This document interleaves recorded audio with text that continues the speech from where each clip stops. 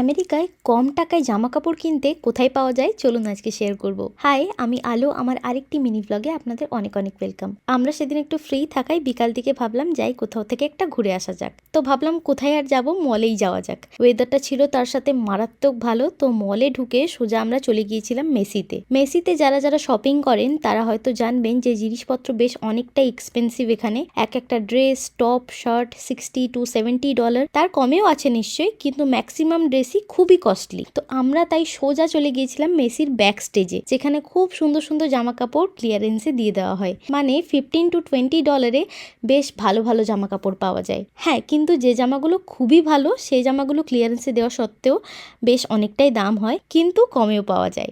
আমি এই ড্রেসটা দেখছিলাম সামারের জন্য, দাম ছিল $17। আমার খুব পছন্দ হয়েছিল। আর শুধু মেয়েদের না, ছেলেদের কালেকশনও কিন্তু দারুণ। তো আমি এই দুটো ড্রেস কিনে নিয়েছিলাম। তো চলুন, এইবার কেনাকাটা তো হয়ে গেছে, এবার পেট পুজো করার পালা। নেক্সট ব্লগে শেয়ার করবো কি কি খেলাম। তো এই তো ছিল আজকে shorts. Follow for more. By.